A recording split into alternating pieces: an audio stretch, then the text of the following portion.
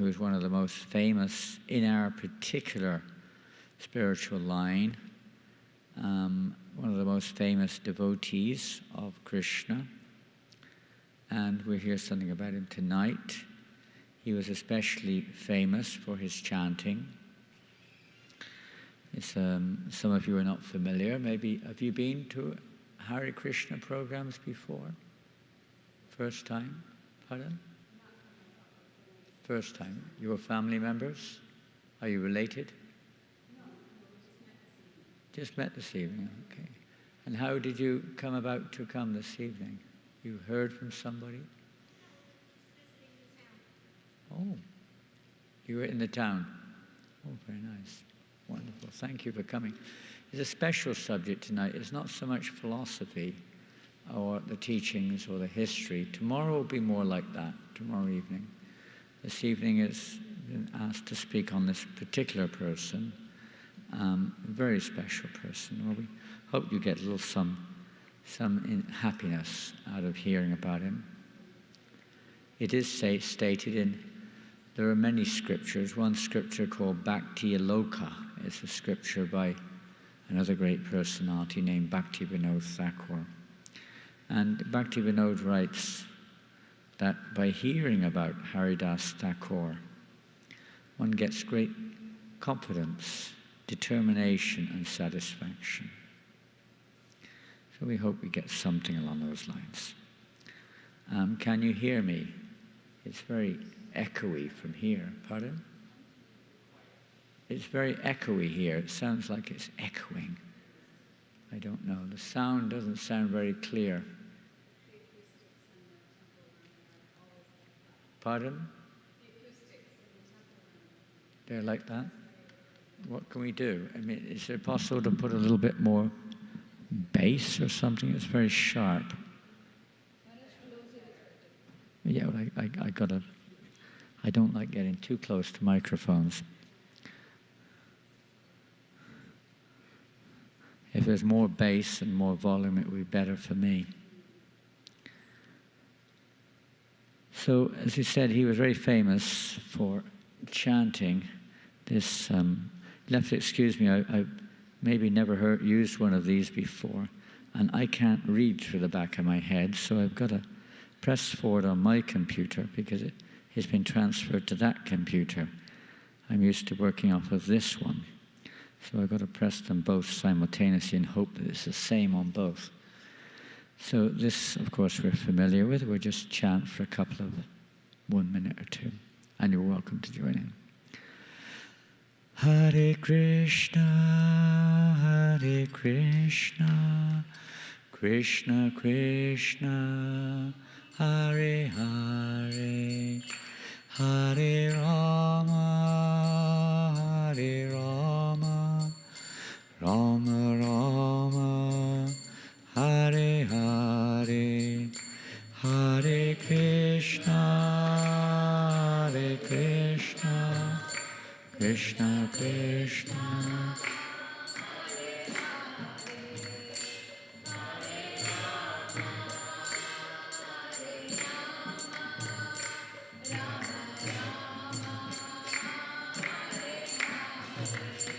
Hare Krishna, Hare Krishna, Krishna Krishna, Hare Hare, Hare Rama, Hare Rama, Rama Rama, Hare Hare.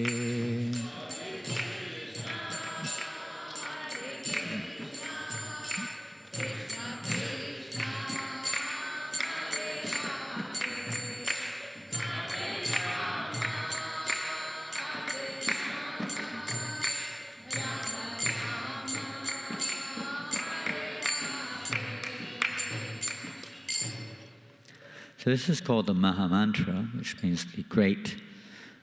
Maha means great, mantra means, it's like a prayer, particularly that which purifies our heart and delivers the mind from anxiety and so on. But most important of all, awakens our remembrance of our spiritual identity and our relationship with God.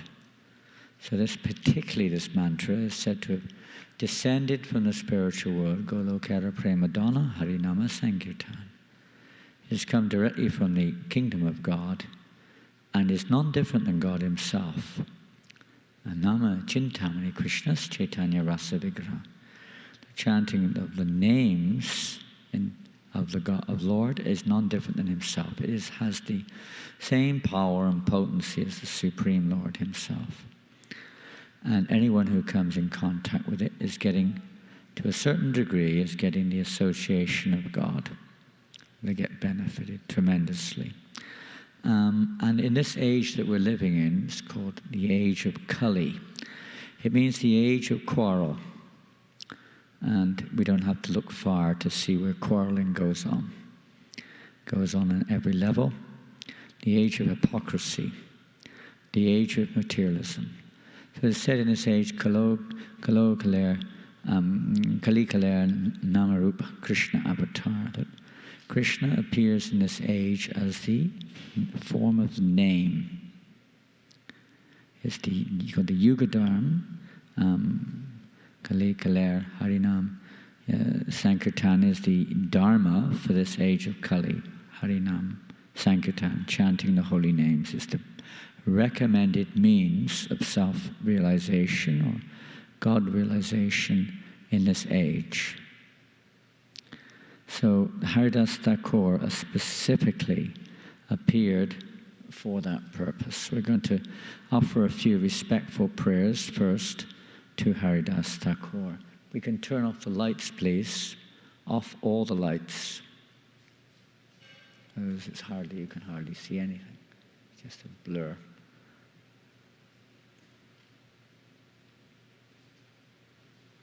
It's a bit better. Any of the lights can go off? Those spotlights can go off for the time being, maybe. Those not the lights inside, but the spotlights up there, they could go off. I don't know who's in charge of that.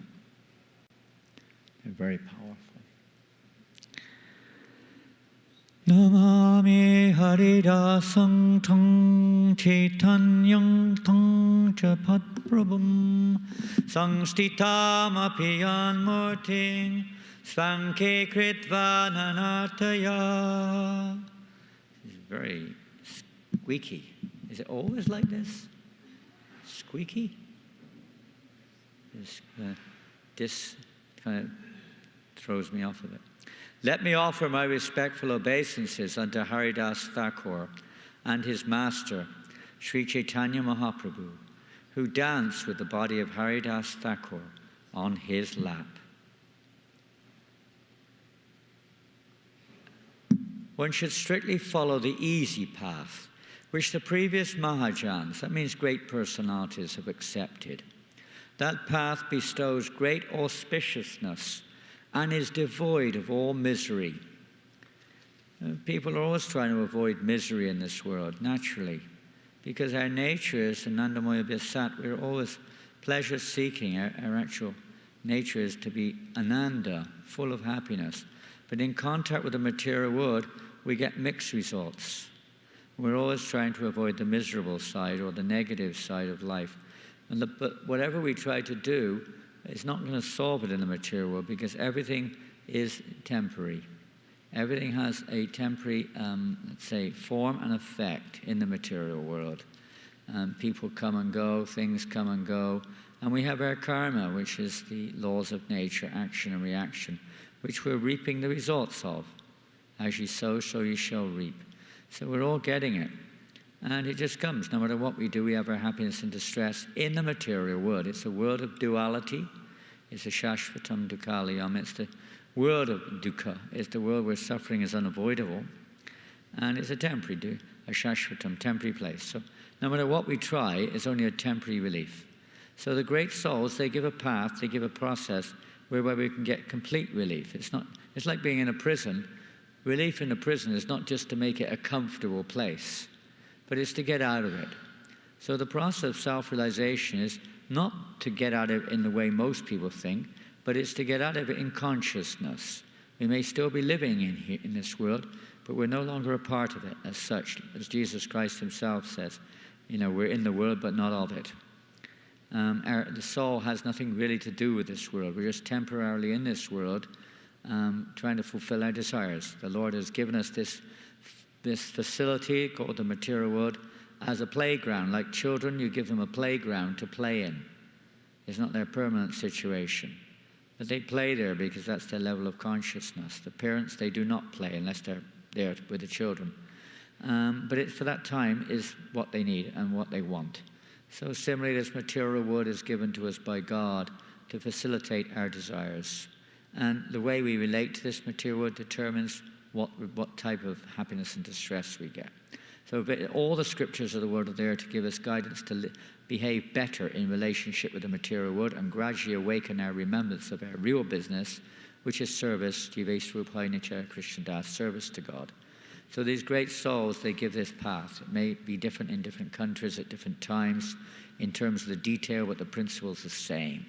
It's a path, as Jesus Christ said, you have to follow my way. It's the same way they all teach. It may be different in details according to different time and circumstance, but the way is actually the same. They're giving the way whereby we can wake up, come to our spiritual understanding, and realize that we are eternal servants of God. By discussing the path of these previous sadhus, which means saintly people, one gets determination. We already mentioned that, didn't we?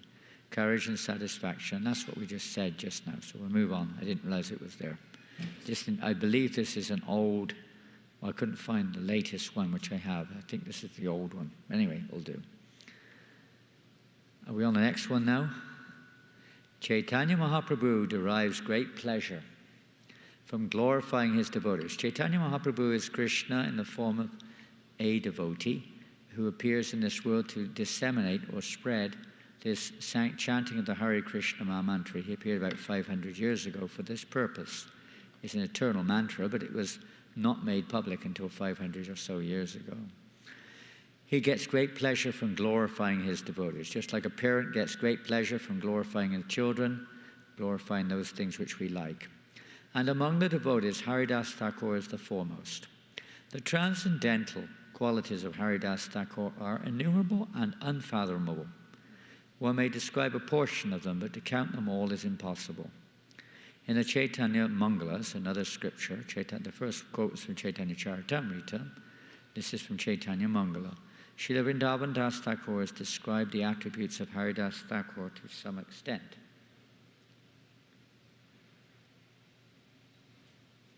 Don't waste cups. It's 2 cups. You could have had 1. No one can describe all the qualities of Haridas Thakur. One may say something about them just to purify himself. It's an amazing thing. By speaking the good qualities of somebody who has good qualities, we become purified. Tendency in this material world, we like to speak about our own good qualities and the qualities of those perhaps related to us materially. But in general, we're very attached to our own qualities. We don't think that, the better process, the mode of goodness is to look for the good in others and not always trying to see the good in ourselves. Of course, that's also there, if there is any. Well, always something at least. I assure you that one who simply chants the name of Haridas without offense will certainly attain the abode of Krishna. Pretty, let's say, amazing benediction. Without offense, purity.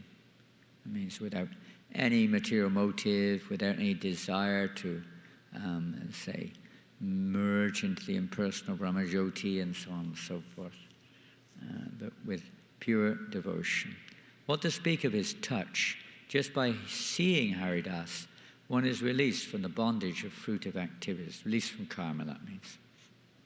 Indeed, even if one sees a person who has taken shelter of Haridas, he is freed from material bondage. Everyone, whether elevated or wretched, automatically forgets, am I on the right page or not? Okay, I'm confused. At the right page now? Sorry about that.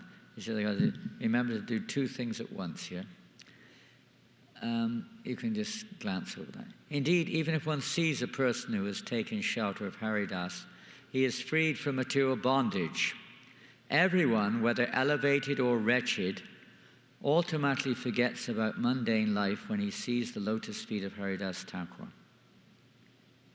So these are just some introductory things just so that we understand it. How wonderful it is to hear about great persons, whoever, Haridas Thakur. In other religions we have Jesus Christ and so many others, great saintly persons who come in this world just to give us their mercy, or God's mercy through them. We get blessings just by hearing about them. What to speak of following their instructions. The problem is we don't like to follow the instructions sometimes. But we still get benefited just by hearing about them, as long as we don't commit offenses. One who sees Haridas dancing is famous for dancing. We mentioned yesterday at the Rath Yatra that one of Lord Chaitanya's chief dancers at the festivals was Haridas Thakur. He was 70 plus years of age at that time, physically. When Haridas dances, Lord Krishna personally dances. It's like a parent sometimes, when they see their child dance, they also start dancing. They feel so happy. Thus the whole universe can be purified by seeing his dance. When we dance, I don't know who again, nobody gets purified. But when a pure devotee dances, everyone gets purified. It's like when our spiritual master danced for 2 hours at the London Rath Yatra in 1973. The whole of London became purified. They all saw it. It was all over the newspapers and everywhere else. Prabhupada dancing. His name, Haridas, is appropriate, for Lord Krishna constantly dwells in his heart. He is affectionate to all living entities, and he is always engaged. Am I on the right page? Is that right? And he is always engaged in their welfare. He accompanies the Lord whenever he incarnates. That means whenever the Lord incarnates, he comes with him. So those who are familiar with Haridas Thakur, you'll find some strange statements here, on and off, which will confuse you. So we'll try to put some light on them as we go along. Whenever the Lord incarnates, in other words, Krishna, the Supreme Lord, does appear within his material energy from time to time for various purposes, and specifically to establish religious principles, but specifically to help people to understand what the goal of life is. So he sends his representative. But here he says, whenever he personally appears, Haridas comes with him. He is never offensive to Lord Vishnu, another name of Krishna, or the Vaishnavas, the devotees of Krishna. And even in a dream, he does not deviate from the proper path. One who associates with Haridas for even a fraction of a moment will certainly attain shelter at the lotus feet of Krishna. Now here's a statement which will make some of you wonder. Lord Brahma and Lord Shiva always desire to associate with a devotee like Haridas. Kind of interesting. And we'll mention a bit more about that in a minute. Why is that a little strange, that statement? Who can say? What is strange about that statement? Can you hear anything I'm saying? Maybe you can't hear anything, I don't know. Can you hear at the back? You're at the front. You're not at the back. Can you hear or not? Sure. Why is that statement strange? Lord Brahma and Lord Shiva. They're two great personalities. They're called demigods. They're like assistants of God to help manage this universe. Sometimes people may call them like, I don't know what they call them. They're not angels exactly, but they're like universal directors, like a king or a president has his ministers. They're like ministers. So they want to associate with a devotee like Haridas. So what is strange about that?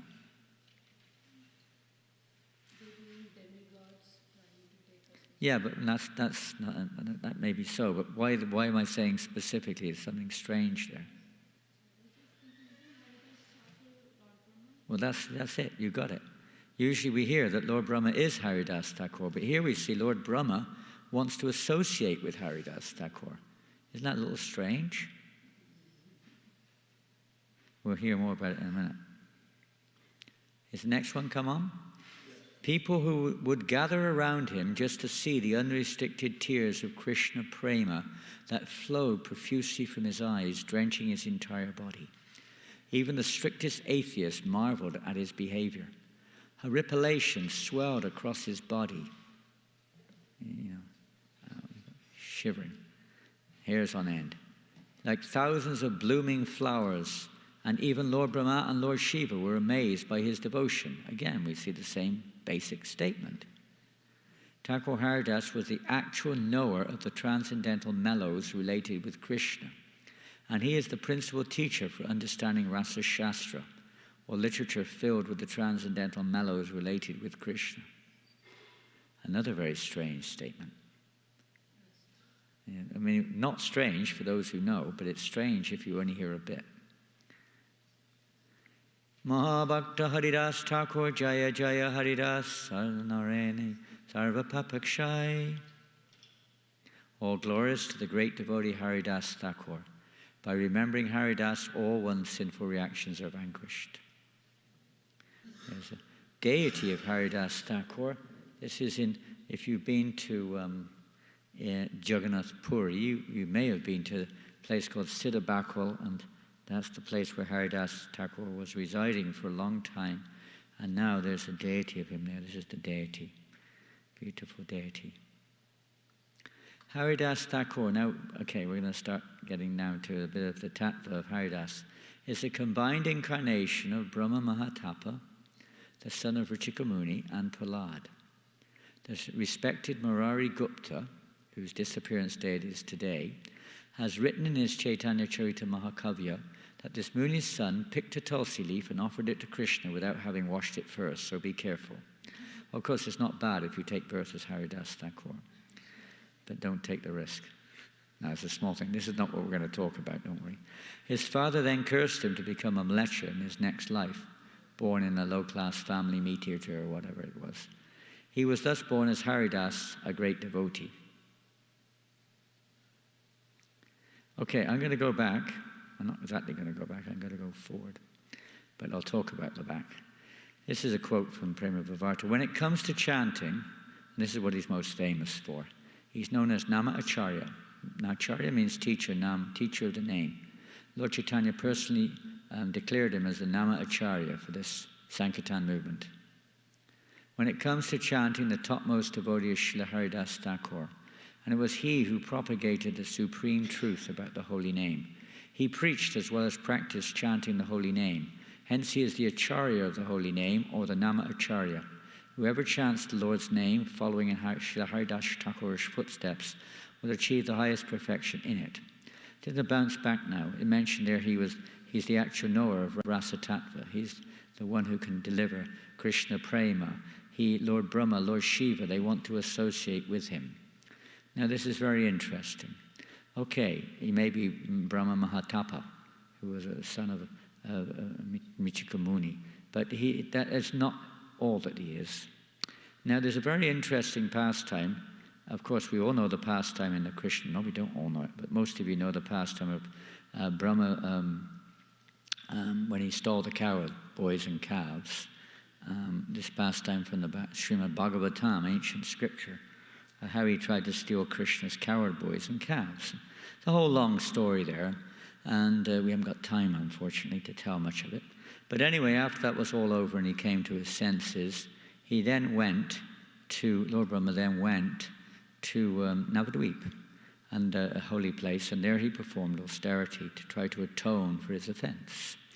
And he was praying to the Lord to please deliver me from all pride. I want to be free of all pride. So whilst he was praying like that and meditating on the Lord appeared to him and assured him, yes, you will take birth. You will take, when I appear in my next form as Chaitanya Mahaprabhu, you will also appear with me. You will be born in a Muslim family, and your name will be Haridas. He initiated him there and then with the name Haridas. And he said, you will chant 300,000 names a day. He gave him his spiritual practice. That took place thousands and thousands of years before Lord Chaitanya appeared. So he was already initiated directly by Krishna with the name Haridas. Now there's another pastime in the Srimad Bhagavatam which is very interesting, and it refers to the appearance of Nanda and Yasoda. Nanda and Yasoda, the mother and father of Krishna, they serve God in the form of a mother and father, loving relationship. When they appeared, it said that they had performed austerities with Drona and Dara in their previous lifetime. Not so much austerities, but they just engaged in devotional service with the desire to become the mother and father of Krishna. Now, who can become the mother and father of God? Nobody really. But he allows devotees to have that feeling of devotion or love towards him as a mother loves the child. Love of God can manifest in any positive way and negative way also. So one of the most intense positive ways is the love of a parent for the child. So God can also take that role to reciprocate that loving exchange. So they wanted to become mother and father. So it's then said that then he appeared as Nanda and Yasoda. Now what is that? Nanda and Yasoda are the eternal mother and father of Krishna. How is it that? Well, it's explained in the Srimad Bhagavatam that Nanda and Yasoda expanded themselves as Drona and Dara. And when they actually appeared, when Krishna appeared as his mother and father, they merged back into their original forms. That's what it means. They didn't become exactly, they merged back in. It's a little like that Haridas Thakur is an eternal, confidential associate of the Lord. Lord Brahma does not, of course we have Brahma Samhita, that's one thing. But generally speaking, we understand Lord Brahma is Aishwarya Bhav, reverential worship of God. He's not in the mood of Madhurya Ras. But here we see that Haridas Thakur is the topmost exponent of Madhurya Ras. It doesn't compute. The reason being, well, we can't confirm that except for reading from one of the disciples of Bhaktisiddhanta Maharaj. I did a kind of fairly comprehensive study on Haridas Thakur once with the intention of compiling a book. But my godbrother Rupa Vilas Prabhu was already in the middle of doing it, so I was already in the middle too, but we conferred and we left it in his capable hands to produce the book Namacharya, far more capable than I. But the point being that Haridas Thakur is not just an ordinary jiva. He's not just Lord Brahma, he's much more than that. We're seeing him, he's even more than that. But he's an eternal, confidential associate of the Lord who sometimes appears in different forms to serve the Lord, and when the Lord personally comes, they may enter back into the form of Haridas. Another aspect of his association in the material world is generally seen as a physical thing. Association amongst pure devotees is not. It is a subtle thing. They can associate on the subtle platform. So Lord Brahma wants that subtle association of that pure personality, Haridas Thakur, so he may also develop. Because there are many Brahmas. There's not only one Brahma. There are countless Brahmas in each universe and through the course of time. So sometimes it's not always the same, it's never the same person who takes the role of Brahma anyway. It's a post, like president. You're going to change your president very soon here in America. It's not like, who are you? I'm Mr. President. Only for a few moments, and someone else comes along. Otherwise, you're Mr. Obama, whoever it may be. So similarly, Brahma is a post. So again, that's another angle of it. And there are different Brahmas at different times. But besides that, even if the Brahma is not an expansion of Haridas, even if that's not the case, that Brahma wants to enter into the association of Haridas to get his association. So become purified by his association. So he enters subtly into the form of Haridas Thakur. Is it gone to the next one? Which one are you on now? Yeah. The 20th branch of the Chaitanya tree was Haridas Thakur. His character was wonderful. He used to chant the holy name of Krishna 300,000 times a day without fail. That's a lot of chanting. That's 192 rounds the beads around the Japamala, approximately 190 or so times around the beads. It takes for most of us about 25 hours. Pretty hard when you've only got 24 in a day. But it's usually maybe less, but anything like 24 hours or so to do that. He hardly slept. Certainly the chanting of 300,000 holy names of the Lord is wonderful. No ordinary person can chant so many names, nor should one artificially imitate Haridas Thakur's behavior. It is essential, however, that everyone fulfill a specific vow to chant the Hare Krishna mantra. Therefore, we have prescribed in our society that all our students must chant at least 16 rounds daily. Such chanting must be offenseless in order to be of high quality. Mechanical chanting is not as powerful as chanting of the holy name without offenses. So Prabhupada here, as Birsha Master says it, offensive chanting means mechanical chanting rather means offensive chanting. That's the meaning of mechanical. It can be any one of the different types of offenses. We haven't got time to get into it tonight. But that's what it means. So we have to try to avoid the offenses when we chant the holy names of the Lord. It's not just some, let's say, pronunciation aspect. It's the actual motivation with which we chant, which makes it mechanical or offenseless. Because we're not very, we haven't got pronunciation and this and that. They're not so important. We try our best. The main thing is the attitude, the consciousness in which we serve. This is a deity of Haridas Thakur, I believe. Yeah, it is. A deity of Haridas Thakur. Some of you know Chandramouli Swami. Many, probably all of you know him. Those who, not all, but most of you. And you may know Madhava Prabhu, the famous Kirtaniya. And they have deities like this. Beautiful deity. And very small. You can see those are grapes on the right side as you look at it. I don't know what the other ones are, but lemon, I think, on the left. And some fruits are there. It's a very small deity, tiny, tiny deity. But very beautifully carved. This is not a very good resolution, I'm afraid, but if you get a good resolution, it's really fine, amazing deity. I downloaded it from the internet, this one. And here's another deity. There's another one saying maybe the other devotee is the deity. This is a Haridas. Look how small those beads are. He's a tiny deity. He's holding those beads. Beautiful deity of Haridas Thakur, reminding us, just like when we love somebody, we like to see their picture. What's the problem? I don't know what the problem people have when they see a picture of somebody you love. If you love God, then we'd love to see a picture of God. We'd love to see a form of God. We'd love to see something that reminds us of God. Just as we would with our children. People carry pictures of their children in their wallet. If you say to them, oh, that's not your child, that's just a piece of paper. Are you nuts? That's my son, that's my daughter, that's my wife, that's my husband. No, it's not, you idiot. That's just a piece of paper. But it is a piece of paper, but as far as you're concerned, it is, it's your son. It's completely in your heart.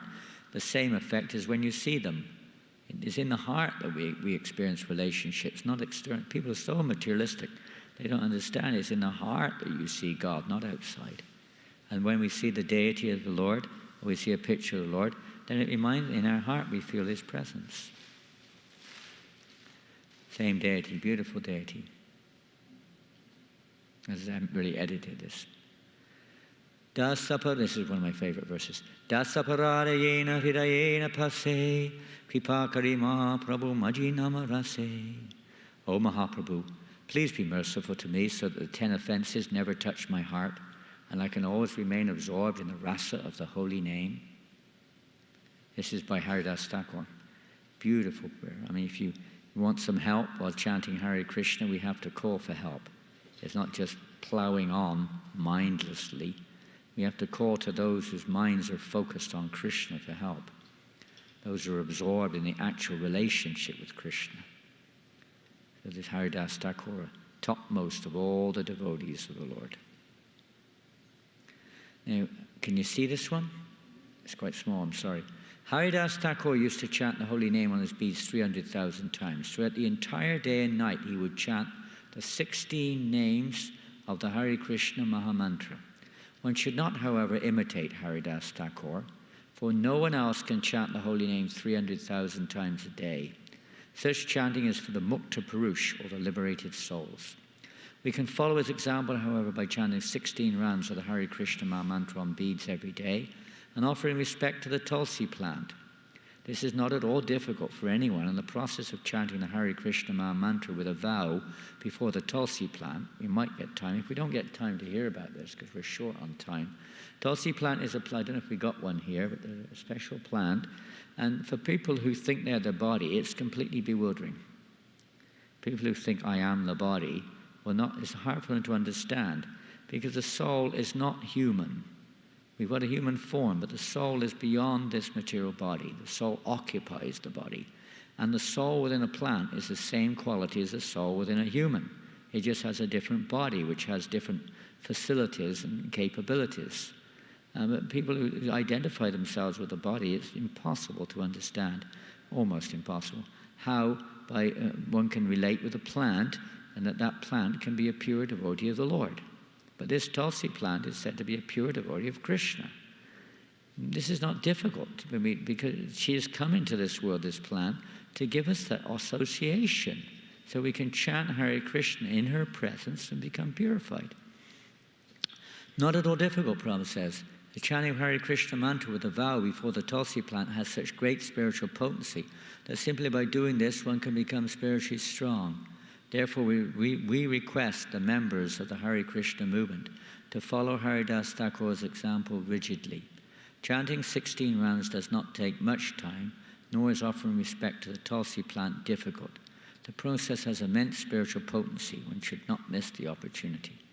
This is Haridas Thakur. He would chant in front of a tulsi plant. There's a tulsi plant there in the middle of the picture. There's Haridas Thakur on the left, and there's Hirabai, Lakshira Hirabai, lying down on the floor. Now, what's going on here? This is a fascinating pastime.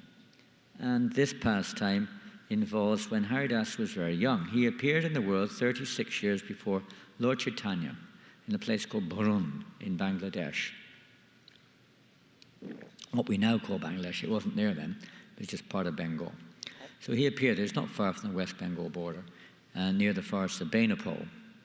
And Haridas Thakur appeared in a Muslim family, but he said he left home very, very young. Very, very young. And he went to this forest, and he started chanting 300,000 times a day on his beads. He had got beads from somewhere. There's no mention of him meeting a sadhu, a saintly person, and nothing is recorded in any of the histories. It's quite likely he did, but there's no mention of it.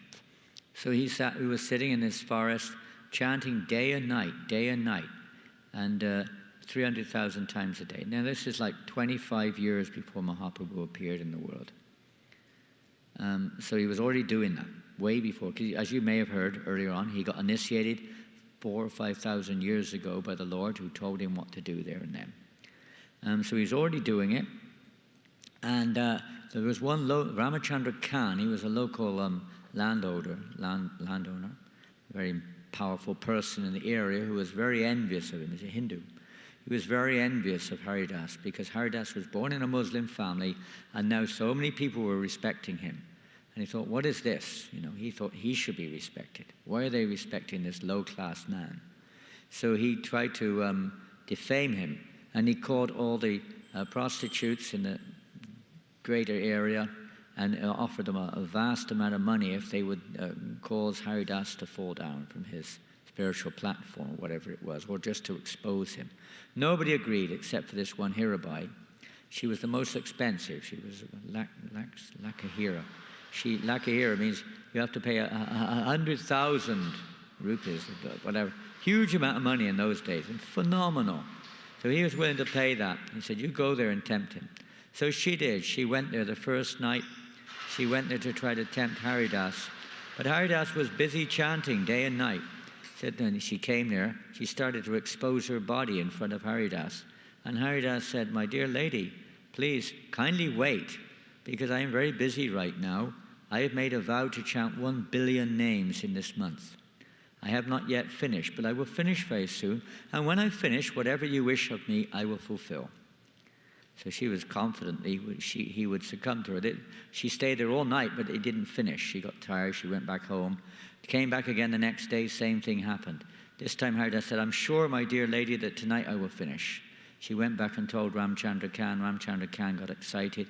And she said, well, as soon as I tempt him, you can bring your men and arrest him.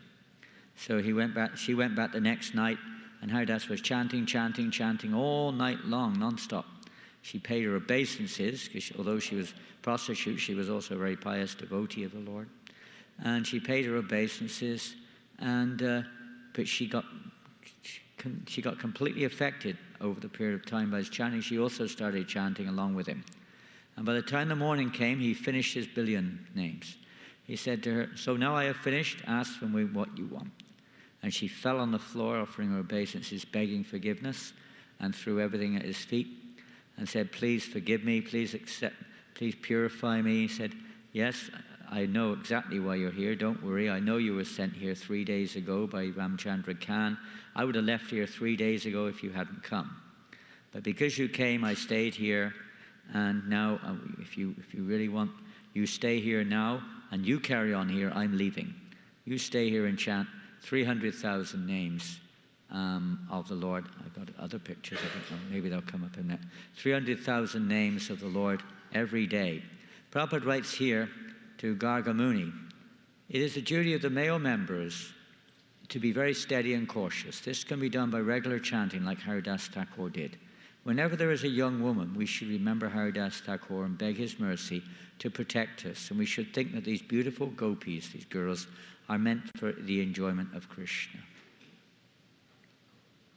And there's Haridas Thakur leaving his kutir after converting the prostitute, if you want to call it that, leaving her behind. She's no longer a prostitute, of course, she's a pure devotee.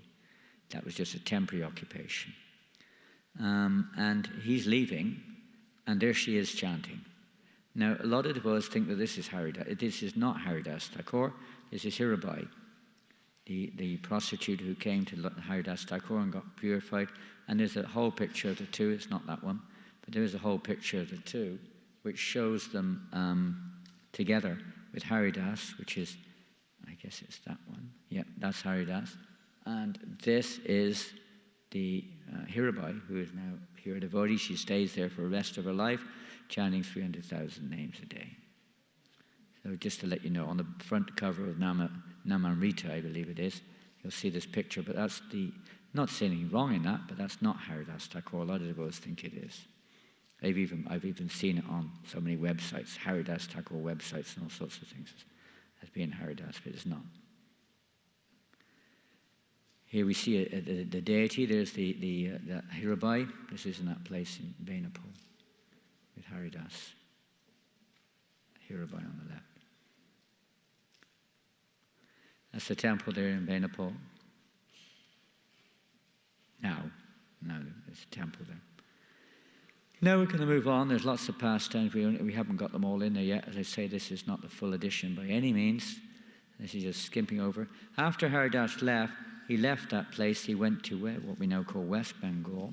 He moved around. He met Advaita Acharya, who was also very senior, even older. Advaita appeared 50 years before Chaitanya Mahaprabhu.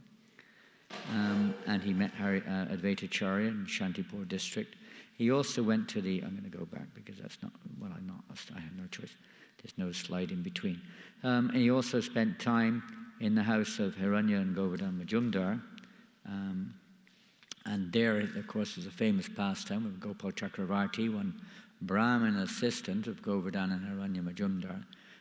Their priest, Balaram Acharya, had invited Haridas Thakur there to speak on Nam Tattva, the chanting of the holy names. So Haridas Thakur was speaking on the chanting of the holy names in their house. Interestingly enough, in that house also, see, the son of Govardhan Majumdar was Raghunath Das. So Haridas Thakur was like the spiritual master of Raghunath Das. He taught him as a child Krishna, all about Krishna and the holy name. So when he was a young boy, just a small kid. So anyway, during that conversation with Gopal Chakravarti, Haridas Thakur brought up the fact that simply by namabhas, that means impure chanting, but not offensive, just, inattentive or whatever it is, chanting of the holy name, one can attain liberation. So this Gopal Chakravarti was rather a proud Brahmin, and he got angry. He said, "This is nonsense," he said. "What type of nonsense is this man talking?" This has nothing to do with this picture, by the way. This is another pastime, and he's telling another pastime. So what type of nonsense is this man? He's low-class man has come here talking all nonsense. Where in the scripture does it say this? It takes lifetimes of practice before you can attain liberation from this world. Haridas quoted many verses from scripture saying that by namabhas one can attain liberation. But he had nothing of it. "I don't believe all this nonsense," he said. I say to you, Haridas, if it is not possible to attain liberation by this namabhas chanting, I will cut off your nose, he said. So Haridas Thakur said, "Oh, actually, this is this picture." Yeah, I'm sorry. My mind was jumping ahead. This is the picture. This is that Gopal Chakravarti.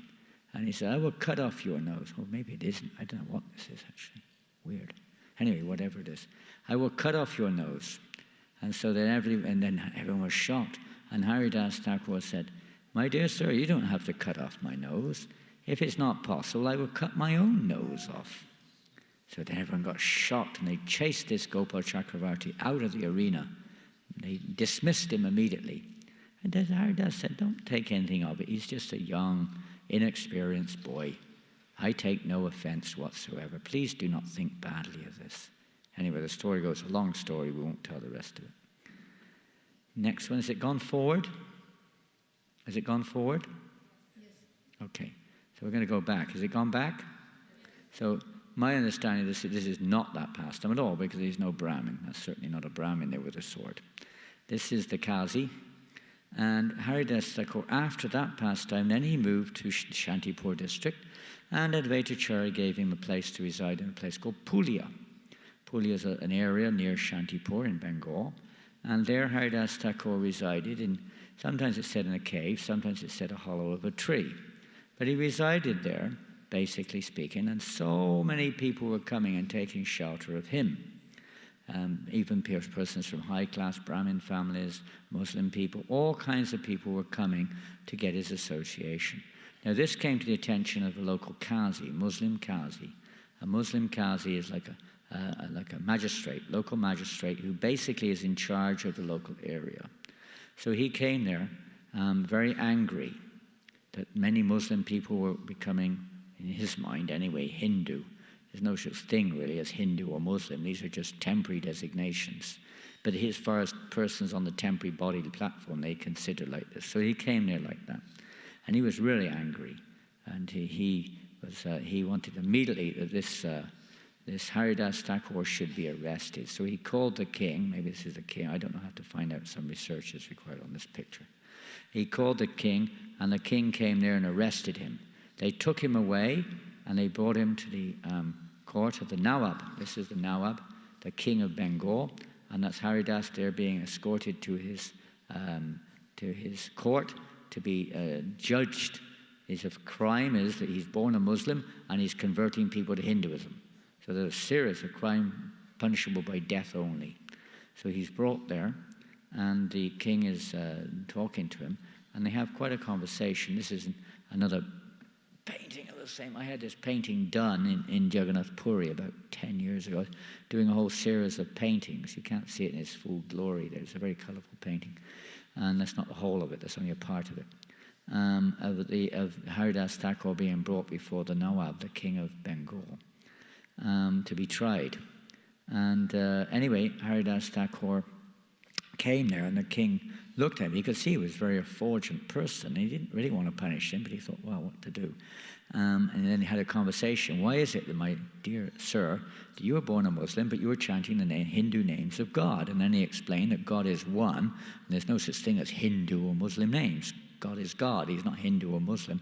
What you understand the name of God in Muslim is the same God that we understand that people understand in Hindu or any other religion. There's only one God.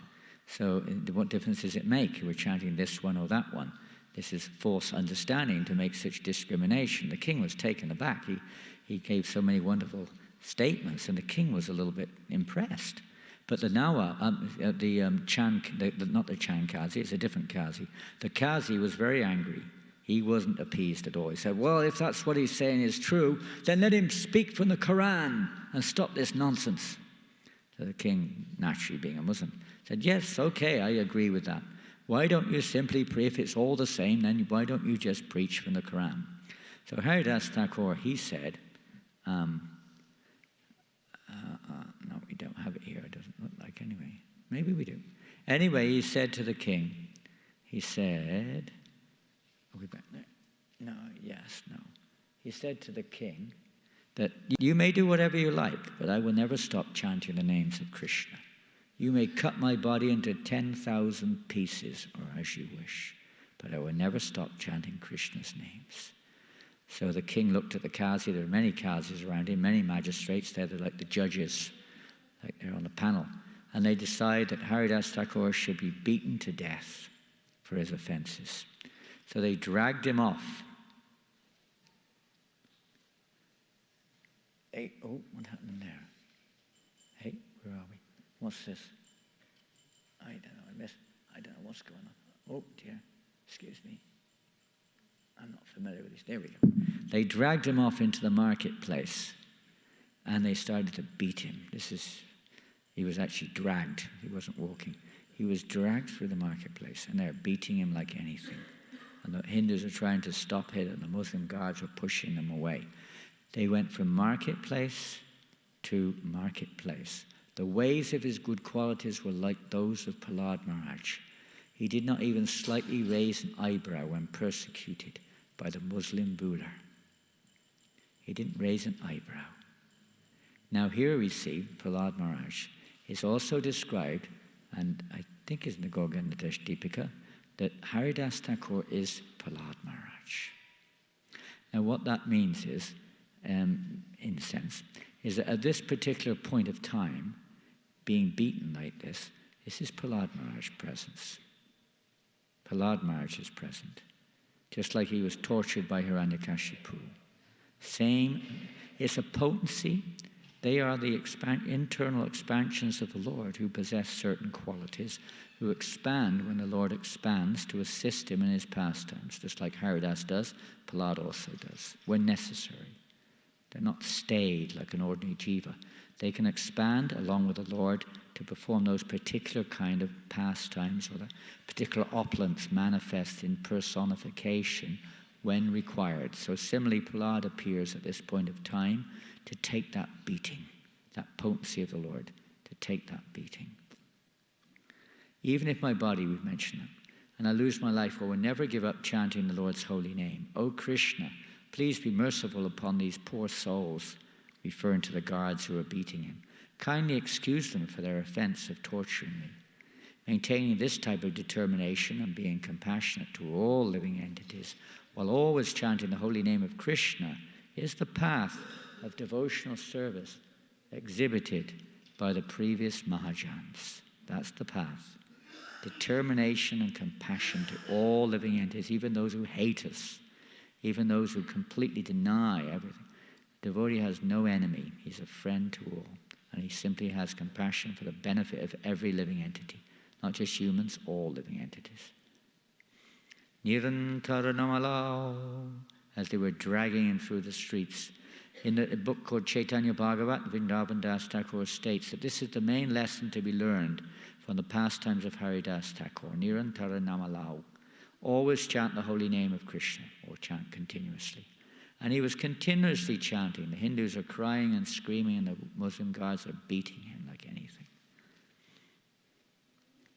If one simply remembers the name of Haridas, not to mention his terrible ordeal at the hands of the Muslims, one becomes freed from one's own pain and misery. Most certainly, Srila Haridas Thakur is one of the closest and most important associates of the Supreme Personality of Godhead, Sri Chaitanya Chandra. So simply remember Haridas when you're in misery or pain. But that doesn't just mean remember, it means remembering what he did. Nirantara Namalao, always chanting the holy names of Krishna. Haridas was born in a low-class family, just as Prahlad was born in a demoniac family and Hanuman was born in a monkey family. The demigods desire the touch of Haridas, and even Mother Ganga desires that Haridas immerse in her waters. I'm going to go back one slide, 2 slides. So after this pastime of him being beaten, they dragged him in 22 marketplaces, and that was the end of the town. They were flabbergasted. The guards didn't know what to do. This man has not died. He is simply smiling and chanting. What are we going to do? They started to almost cry out of frustration. And as I say, I haven't prepared, so I can't remember if this slide is also there. I'll say it anyway. But Haridas Thakur was as if nothing had ever happened. He was completely composed. And they were like exhausted. Haridas, Haridas, please, please. I said, what do you want? Please die. Please die. I said, why? He said, otherwise our master may kill us for not killing you. Oh, why didn't you tell me before? If my living causes you pain, I would die immediately, he said. So he appeared to die on the spot after 22 marketplaces. He went into such a samadhi, that means internalization of consciousness, that even his blood stopped moving, his breath stopped moving. He held it all in suspense. He was in complete internal samadhi, they call it. Very rarely attained. So they thought he was dead. They took him back to the Qazi. The Qazi was, and then to the Nawab, the king. They were excited that he's died. They killed him. Okay, said the king, now bury him. He's dead. The Qazi said, no, no, no. He has become a sinful person, an outcast. What do they call them? Outcast, the Muslims, what do they call it? Outcasts? What do the Muslims call outcasts? Huh? Infidels, something like that, anyway, whatever it is. Outcast. He should not get a proper burial like a pious Muslim. He should be thrown into the Ganga so that he may go to hell with all the other Hindus, he said. So they tried, but they couldn't. They tied balls and chains on him and tried to throw him in. They couldn't move him.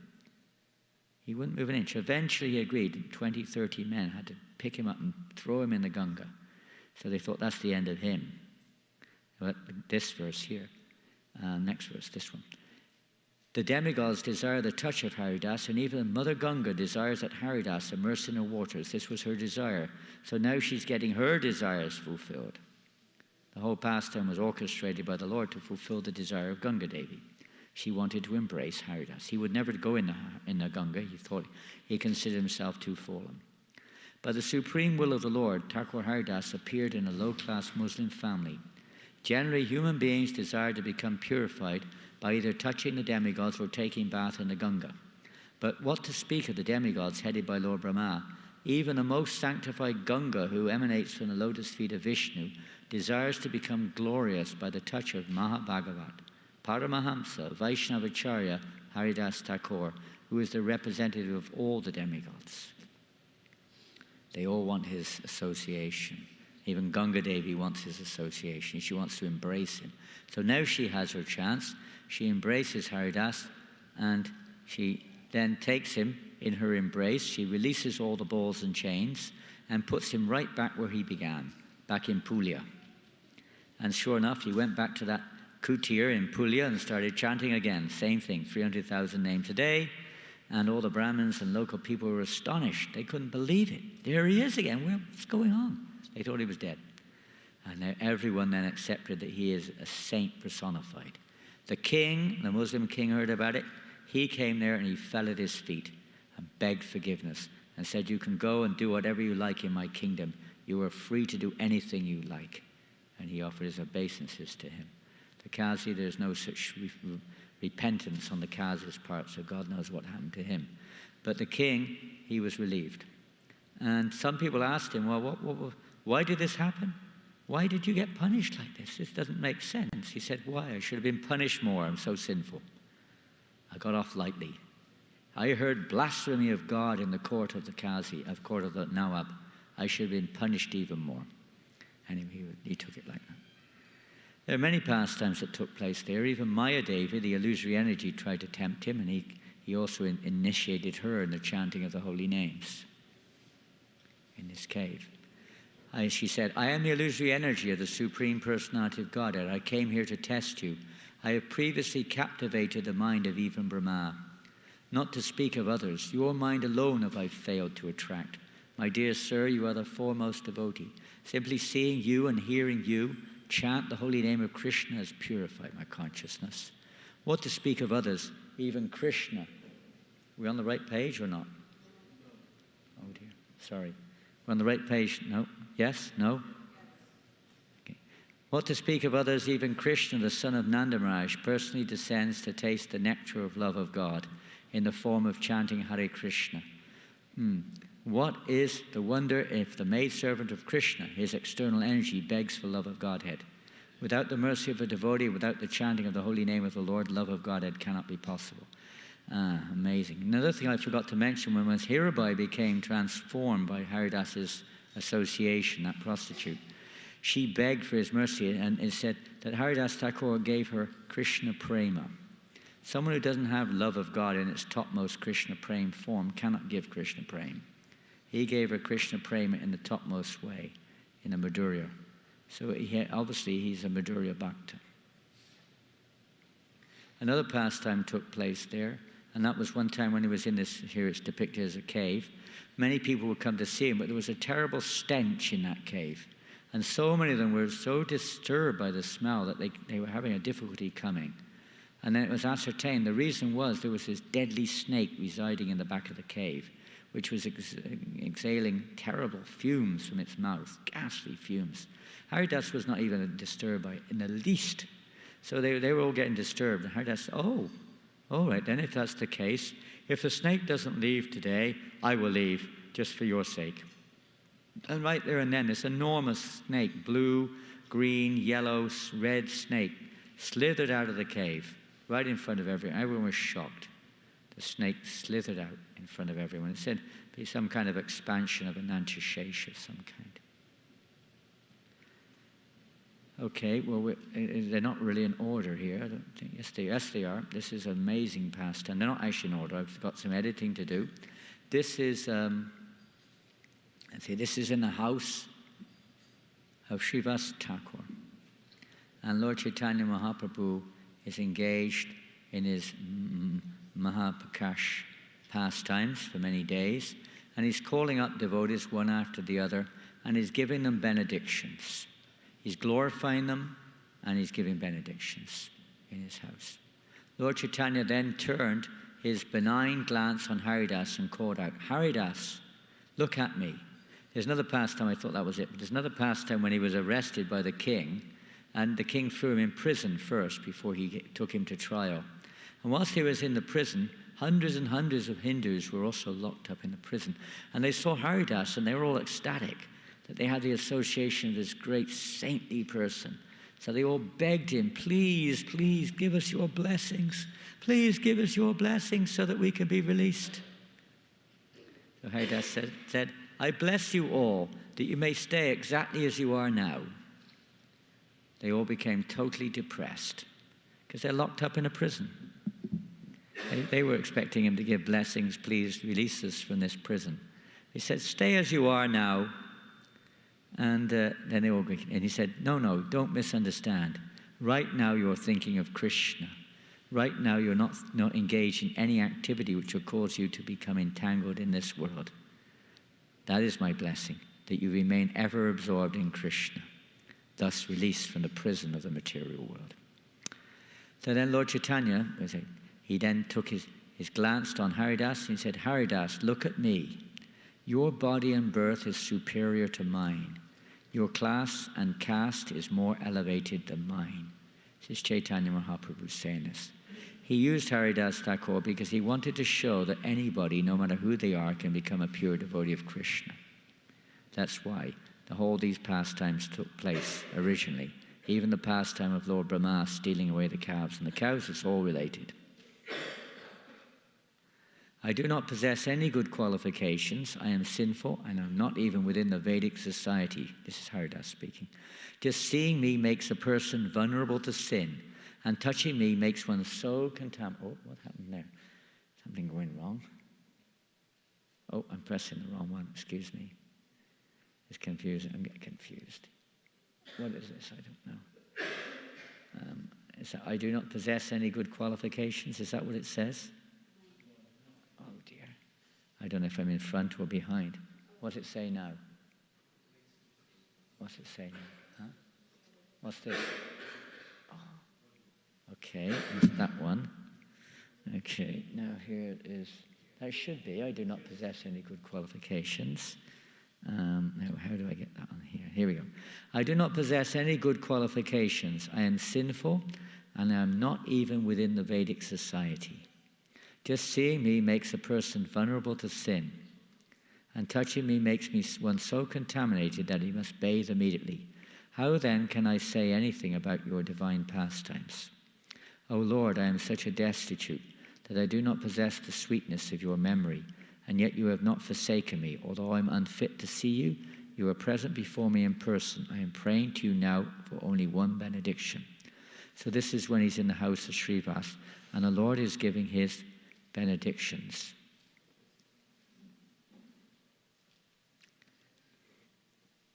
And now before this happened, Lord Chaitanya said, he glorified Haridas as if he had 1,000. I'm just going to make sure it's in here.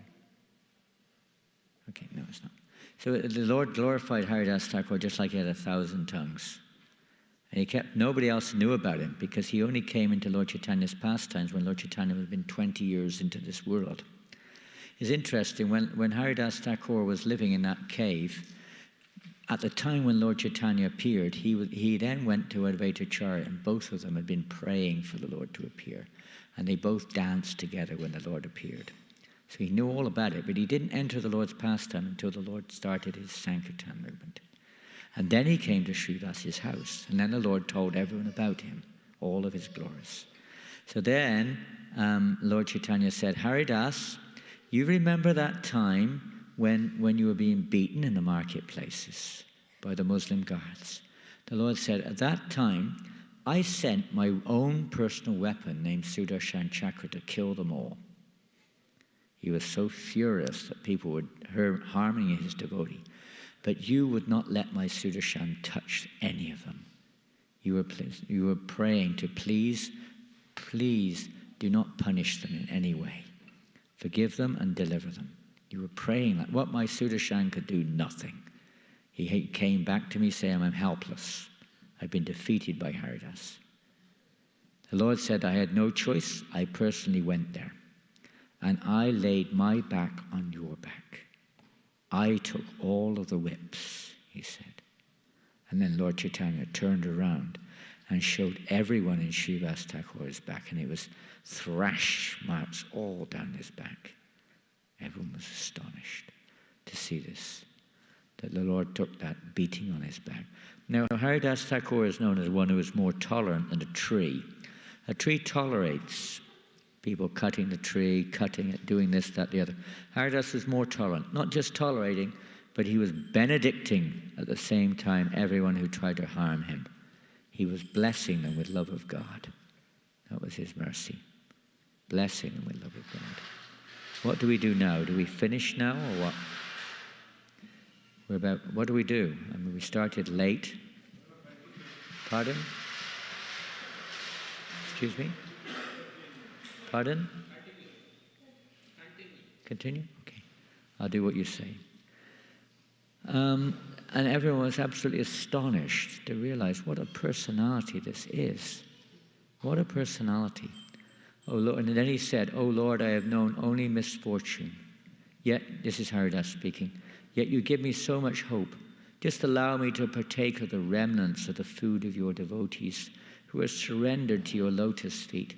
Let this activity be my permanent and most prominent service, life after life. My sinful birth and existence is miserable, without remembrance of you. But now please make my life successful by granting me the remnants of your servitors. Just see, this is related to the pastime of his interfering with the Lord's lunch on the bank of the Jamuna. Just see the transformation. I feel within my heart that I have committed a grave offense by asking of you to be situated in the elevated status of a Vaishnav, for I am grossly unfit. The sign of a devotee of God is he doesn't think himself. 1. He thinks himself the most fallen and sees everyone else more elevated. O Lord, my Master, protector and maintainer of the entire creation, I am spiritually lifeless. Therefore, kindly forgive my ignorance. He's praying for our sake as well, so we can understand, and he's feeling this, but he's praying for us. O Lord Vishvambar, the beautiful son of Mother Shachi, you are my master, so be merciful to me and keep me as a dog in the house of a Vaishnava.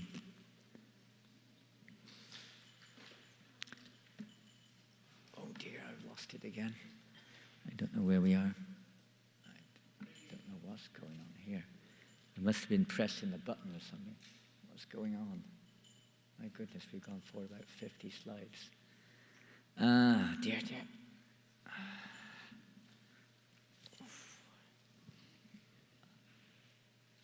Okay, here we go.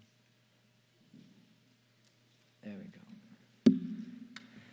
One who hears of this pastime of the Lord and Haridas Thakur with proper faith will certainly enjoy the fruit of Krishna Prema. These words are not my concoction, but the bold declaration of all Scripture. One is sure to experience the bliss of devotional service to Lord Krishna if one lends oral reception to the transcendental activities of the pure devotees of the Supreme Lord. All glories to Haridas Thakur, a giant amongst the Vaishnavas. By remembrance of him, one is freed from all sinful reactions. That's another deity of Haridas Thakur there at Siddhabakul. Looks a little different. They dress him differently, different pose. And he resided then, after Lord Chaitanya left Navadvip, he then went to Jagannath Puri, and Haridas Thakur was crying because he thought, I am not qualified to go to Puri, because in Puri there are many Brahmin priests, and if they just but see me, they'll become contaminated. I will be a great offender. I will not be able to enter the temple. I will not get Mahaprabhu's association again. The Lord assured him, he asked him to come to Puri, but not to worry. He would make an arrangement. This is the entrance of the Puri gate, Singadwara gate. Garuda Stamba. Tell a story about that sometime. And Lord, when he came there, he was very, very humble. He wouldn't come near. He was at a far distance. When the devotees came to Puri, he came with the devotees from Navadvip, but Haridas stayed at a long distance. And the devotee said, that's Haridas Thakur from a long distance, my Lord. The Lord came there embracing Haridas Thakur and brought him forth. And then he gave him a place to reside at this place called Siddhabakul, very close to where Lord Chaitanya was living in Kashi Mishra's house in Gambhira. And he stayed there, and every day Lord Chaitanya would come to see him in this place in Siddhabakul. Many of you have been there, I'm sure. Who's been there to Siddhabakul? Who's been there to Puri, to the Siddhabakul? Quite a few of you. It's a wonderful place. It's so surcharged, spiritually surcharged.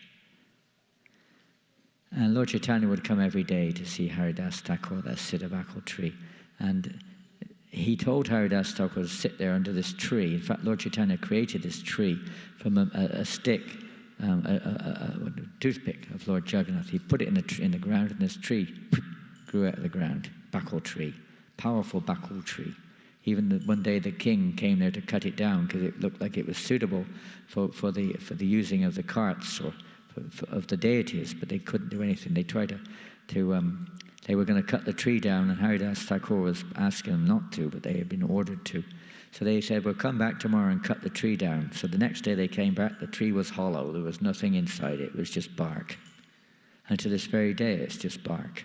It's got nothing inside it. It's just the bark. It's not solid. And the tree grows just to satisfy Haridas Thakur.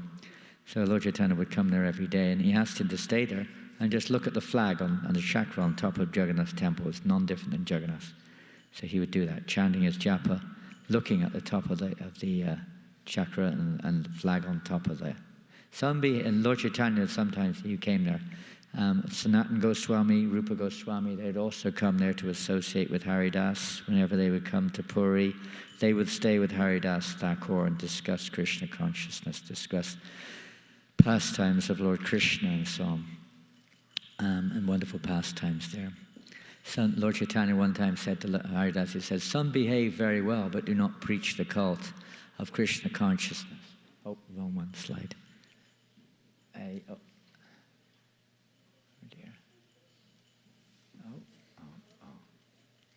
I'm just not very good at these sort of things, I'm sorry.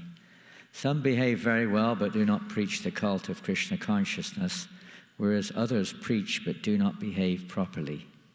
You simultaneously perform both duties in relation to the holy name, by your personal behavior and by your preaching. Therefore, you are the spiritual master of the entire world, for you are the most advanced devotee in the world. I've got to rush through. Sri Chaitanya Mahaprabhu exhorted Haridas Thakur,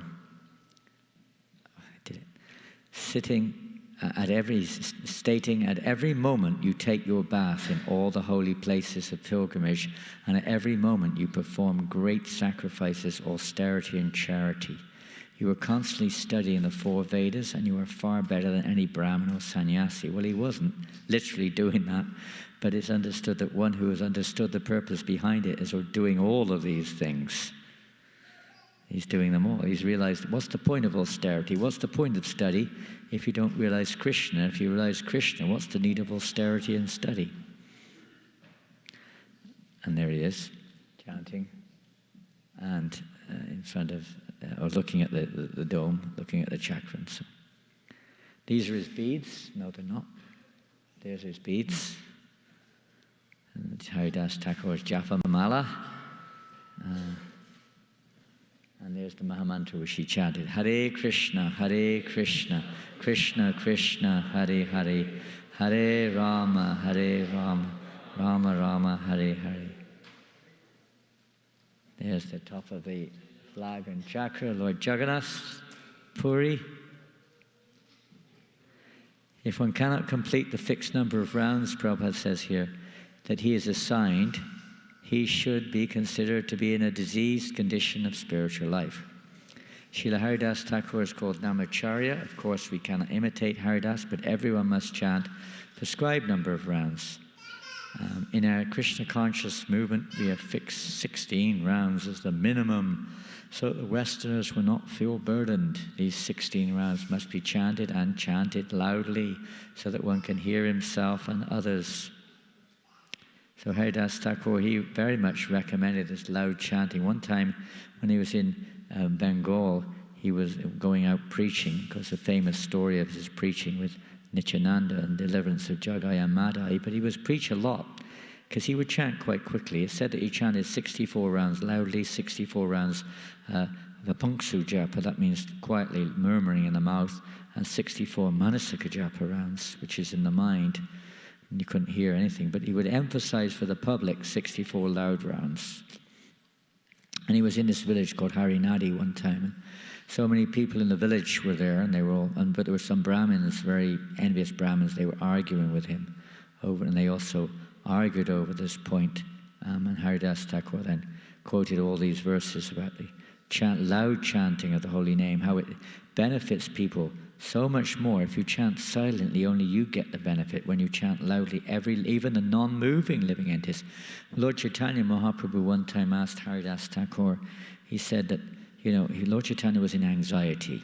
He was feeling anxiety, how to deliver the non-moving living entities. So he asked Haridas Thakur, and Haridas said, "My Lord, do not be in anxiety." Prabhupada said this is how a devotee should feel, to take the anxiety away from the Lord by preaching Krishna consciousness. That's how you relieve the Lord of his anxiety. So Haridas Thakur said, "My Lord, do not be in anxiety.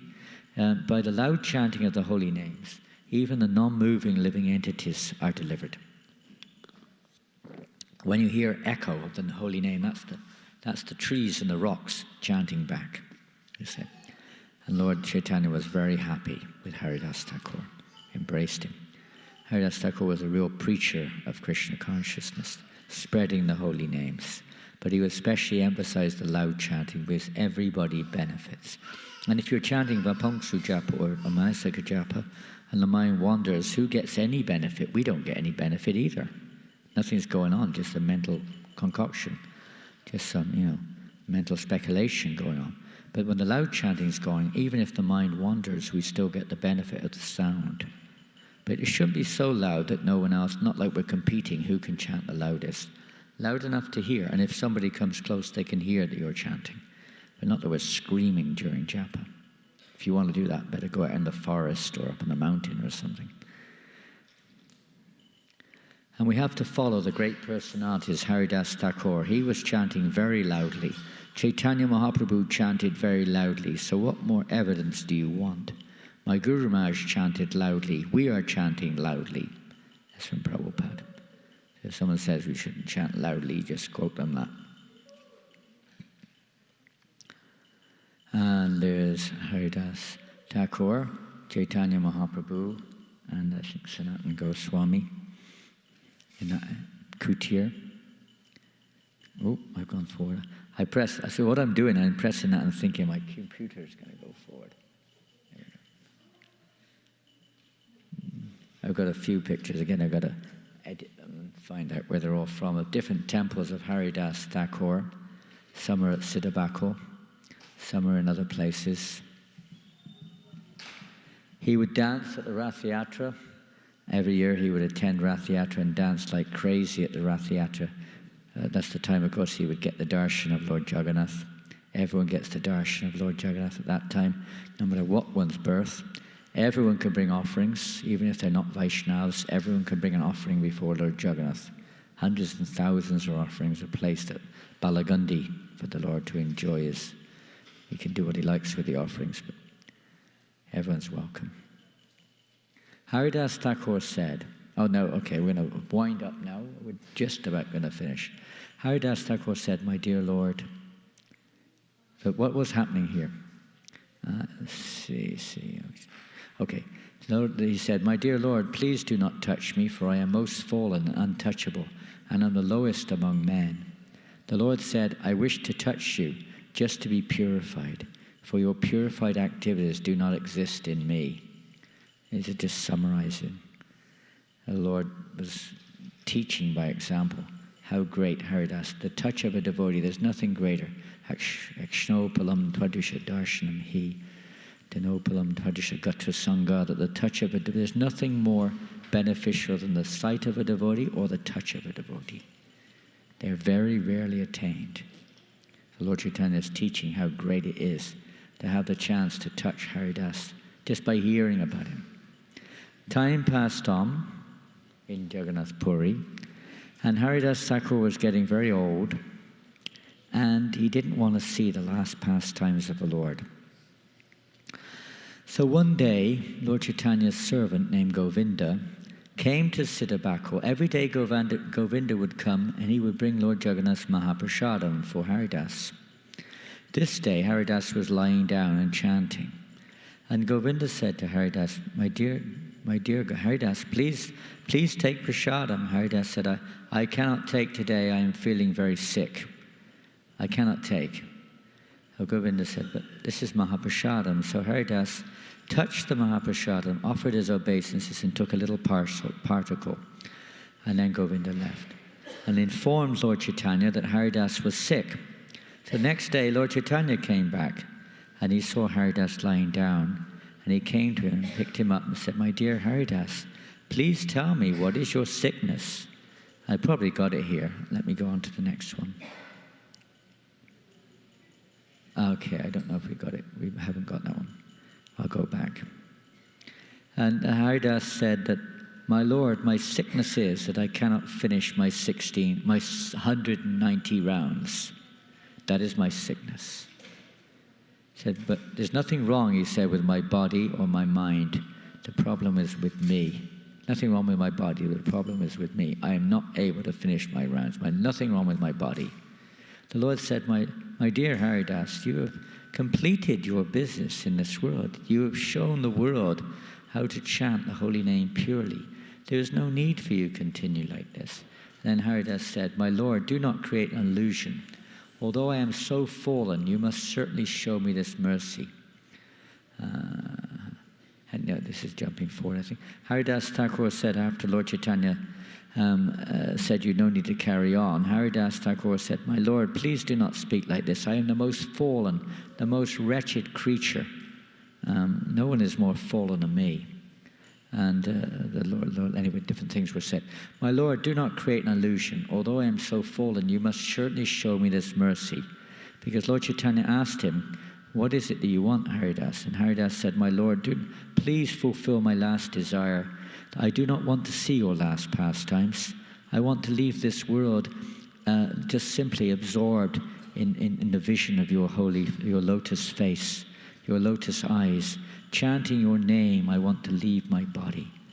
And the Lord then said, no, how can I do this? How can I live without you? I cannot live in this world without you, Haridas. And Haridas said, my Lord, do not create an illusion. Although I am so fallen, you must certainly show me this mercy. Oh, where are we? There we are. Sorry, I'll go back. There's a beautiful painting. There's another one I had commissioned also for painting. And then he said, my Lord, do not create an illusion. Although I am so fallen, you must certainly show me this mercy. My Lord, there are many respectable personalities, millions of devotees who are fit to sit on my head. They are all helpful in your pastimes. My Lord, if an insignificant insect like me dies, what is the loss? If an ant dies, where is the loss to the material world? My Lord, you are always affectionate to your devotees. I am just an imitation devotee. but nevertheless, I wish that you fulfill my desire. That is my expectation. Then Lord Chaitanya, he came back the next day, and he said to Haridas, "What is the news, Haridas?" Haridas said, "Whatever mercy you bestow upon me, my Lord." Lord Chaitanya then took Haridas in his arms, holding him. Whoops, I'm going. In front of all the great devotees, like Ramananda Roy. Something went wrong there. In front of all the great devotees, like Ramananda Roy and Sarvabhauma Bhattacharya, Sri Chaitanya Mahaprabhu began to describe the holy attributes of Haridas Thakur. He's holding him in his arms. Haridas Thakur is holding the lotus feet of the Lord to his chest. As he described the transcendental attributes of Haridas Thakur, Sri Chaitanya Mahaprabhu seemed to possess 5 mouths. The more he described, the more his great happiness increased. After hearing of the transcendental qualities of Haridas Thakur, all the devotees present were struck with wonder. They all offered their respectful obeisances to the lotus feet of Haridas Thakur. Then, as Haridas Thakur was gazing at the lotus eyes of the Lord, chanting Sri Krishna Chaitanya, Sri Krishna Chaitanya, Sri Krishna Chaitanya, tears were rolling down Mahaprabhu's face from his eyes. Everyone was in total grip of attention, stunned. At that moment, Haridas Thakur left his body. Lord Chaitanya then, Mahaprabhu then picked up the body of Haridas Thakur and ordered kirtan. And everyone started dancing and dancing in ecstasy. Lord Chaitanya danced and danced until Swarup Damodar informed him now was the time to perform the samadhi of Haridas. We can't wait forever. So they carried the body of Haridas Thakur to the ocean in like an aeroplane, not exactly an aeroplane, but in a kind of a big chariot. They carried him to the ocean.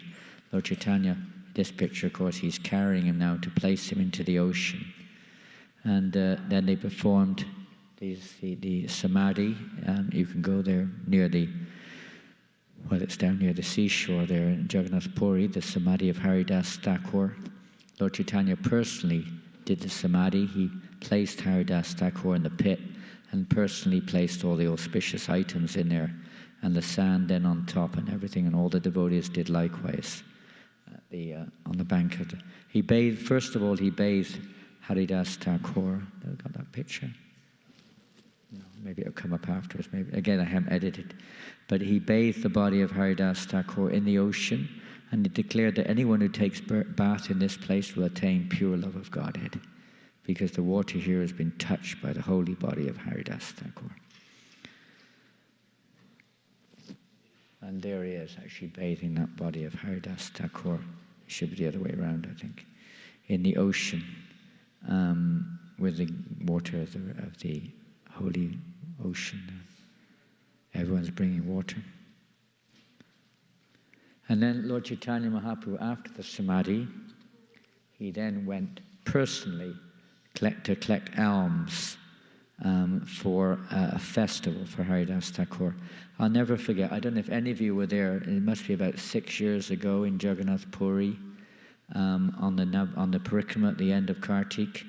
Bhakti Purushottam Maharaj takes a parikrama every year around Puri. I was on the parikrama, and he asked us to put on dramas of Haridas Thakur. So the one drama he asked was the drama of the Tirobhav of Haridas Thakur. So we had about 3 hours notice to do it. So I quickly gave some narration to Bhaktisiddhanta Swami to narrate, because I chose 2 or 3 devotees to take part in the drama. And Ekalavya I asked him to be Lord Chaitanya, I took Haridas Thakur. And I would speak my lines and he would narrate the others. So when we got to the spot for the drama, there were like 5,000 devotees there. And then Bhakti Purushottam Maharaj asked me, please put the drama on here. And I took the megaphone and called for the actors, and one came, and Bhaktisiddhanta Swami came, and the other one didn't come. Ekalavya didn't turn up, Lord Chaitanya. Apparently he had diarrhea or something and couldn't come. So we had no Lord Chaitanya. And I said, what are we going to do? He said, you have to do it somehow or another. So I didn't know what to do. I just looked around and I saw one South American boy from London who I knew. I said, hey, come here quick. Have you ever been in a drama before? He said, no. I said, would you like to be in one? He said, what is it? I said, Haridas Thakur, Dear Disappearances. What do I have to do? I said, do what I say. Here, put this dhoti on. He put Lord Chaitanya's dhoti on. He didn't know what was happening. He came out, and we went through the Bhaktisiddhanta Maharaj was practically bewildered. I almost had to speak Lord Chaitanya's lines as well. And it was absolutely astonishing, stunning. They're translating into 3 different languages at once. It was absolutely astonishing. And this boy was absolutely empowered. When the scene came for Haridas Thakur leaving his body, tears were rolling down his eyes. It was absolutely incredible. Everyone was really mesmerized. It was an amazing experience. And then at the end of that, he went round like Lord Chaitanya, begging alms. People were coming forward like anything. Unbelievable. We never counted. It must have been at least 100,000 rupees he collected. At least 100,000 rupees. It was astonishing. Everyone, one person gave 10,000 rupees. It was just like a magnet. And luckily it paid for all the festival, feast anyway. Krishna's mercy. The Lord Chaitanya did exactly that. He went around begging until Srup Damodar asked him, please no, this is not befitting you, Lord. We will make arrangements. So then Lord Chaitanya stopped. And they arranged for this great festival. There's another slide of the same thing. And they arranged this great festival, and Lord Chaitanya personally served the prasadam to all the devotees, to thousands and thousands of devotees. And then he declared, Lord Chaitanya gave this benediction: anyone who has seen the festival of Sri Haridas Thakur's passing away, anyone who has chanted and danced here, anyone who has offered sand on the body of Haridas Thakur, and anyone who has joined this festival to partake of the prasadam will achieve the favor of Krishna very soon. There is such wonderful power in seeing Haridas Thakur. Being merciful upon me, Krishna gave me the association of Haridas.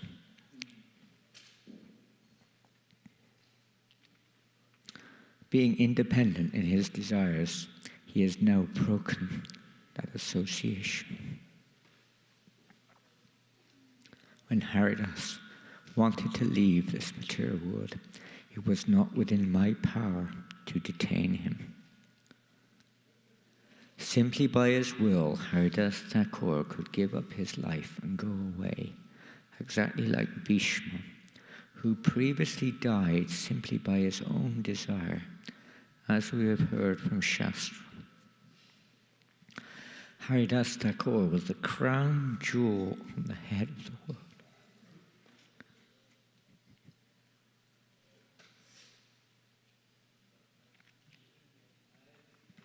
Without him, this world is now bereft of its valuable jewel. Chaitanya Mahaprabhu then told everyone, say, all glories to Haridas Thakur. All glories to Haridas Thakur. And chant the holy name of Hari.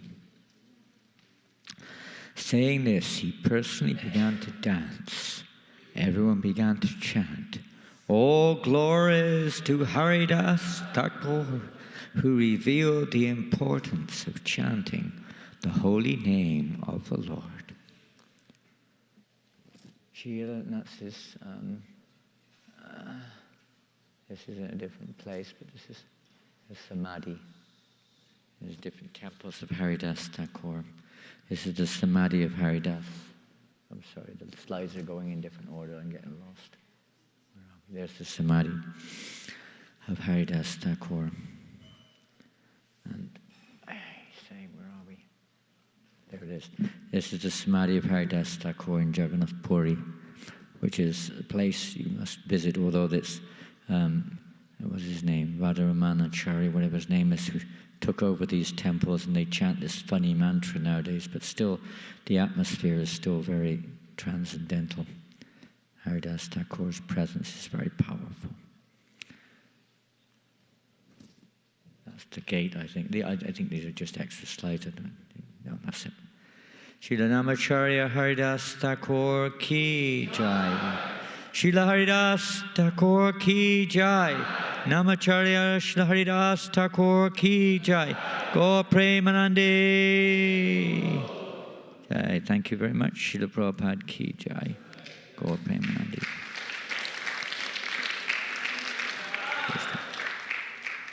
Well, I hope that you got something more than just some sentiment out of that, but something which will inspire us to become more serious in our chanting and more serious in delivering it to others also.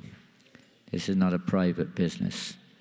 It is everyone's right and everyone's good fortune to have this opportunity to follow in the footsteps of Namacharya Haridas Thakur in serving Srila Prabhupada by cultivating pure chanting of the holy name and giving it to others.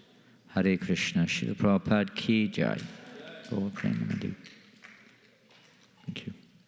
Thank you very much. Hare Krishna. Tomorrow